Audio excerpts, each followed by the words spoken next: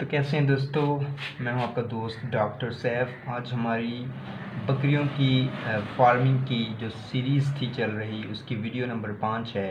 तो आज हम बात करेंगे कि बकरियों की ख़रीदारी के दौरान कौन कौन सी चीज़ों को मद्देनज़र रखना चाहिए। बकरी अमूमन कहा जाता है कि छोटी ईद से पहले लेनी चाहिए। उसके दो फ़ायदे होते हैं।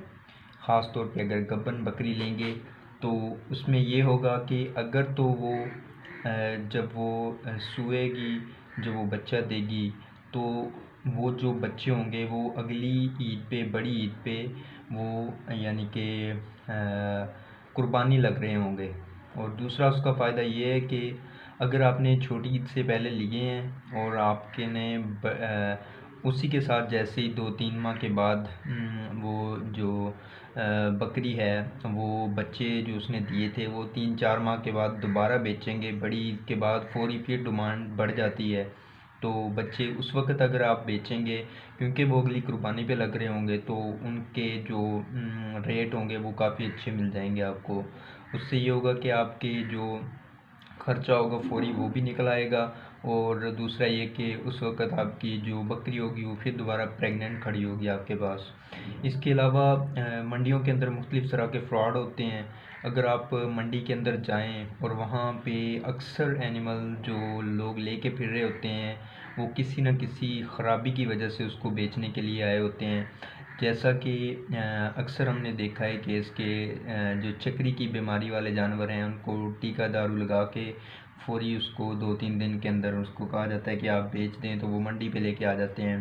जानवर उस वक्त ठीक होगा, जब आप घर लेके जाएंगे तो जानवर की कंडीशन डाउन हो जाएगी। इसी तरह गब्बन जानवर और लोग अक्सर वहाँ से लेके आते हैं, जब घर आके देखते हैं तो वो ख़ाली होते हैं।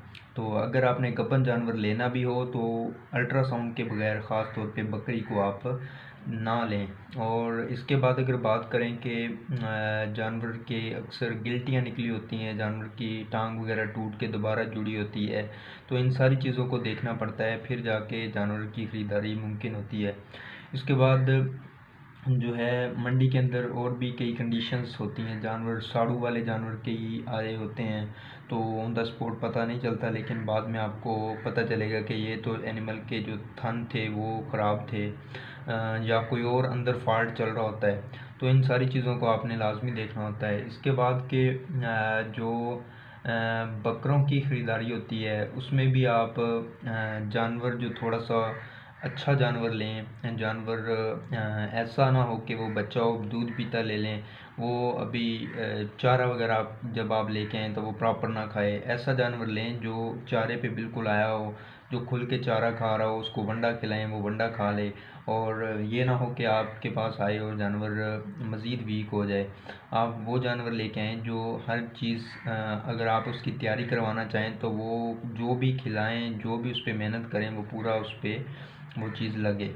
इसके बाद के जानवर जो होते हैं, ख़ास तौर पे अगर आपने खाली बकरी लेनी है जो जिसे पट कहते हैं, वो अगर आप ले रहे हैं तो वो आप किस वक्त लें। आपने इस सीज़न में लेनी है कि उसको जब लगवाएं आप तो वो दोबारा जो बच्चे दे वो सर्दी के मौसम में ना दे, क्योंकि सर्दियों में एक्सपायरी बच्चों की बहुत ज़्यादा होती है।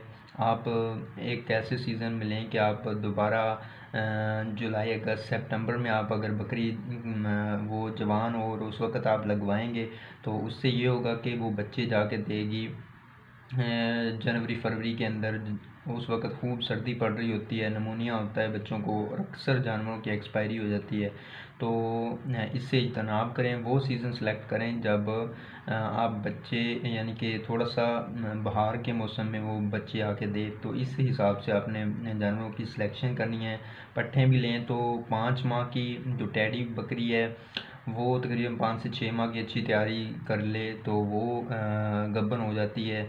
उस टाइम पे वो कंसीव कर जाती है, और जो बीतल या मक्खी चीनी है वो आपकी तकरीबन 9 से 10 माह की जब होती है वो भी आपकी प्रेग्नेंट होने के लिए तैयार हो जाती है, अगर अच्छी खुराक मिले तो उस हिसाब से आपने चलना है। बाकी टैडी जो बकरी होती है, ये आपको लिखा हुआ नज़र आ रहा है, ये भादर नगर पे एक गोट फार्म रिसर्च इंस्टीट्यूट है, वहाँ पे उसकी उनकी अपनी रिसर्च है कि 44% जो होती है वो टेडी बकरी जो होती है वो एक बच्चा देती है, और 46% चांस होता है कि वो दो बच्चे दे, और 10% ये भी चांस होता है कि वो तीन बच्चे दे।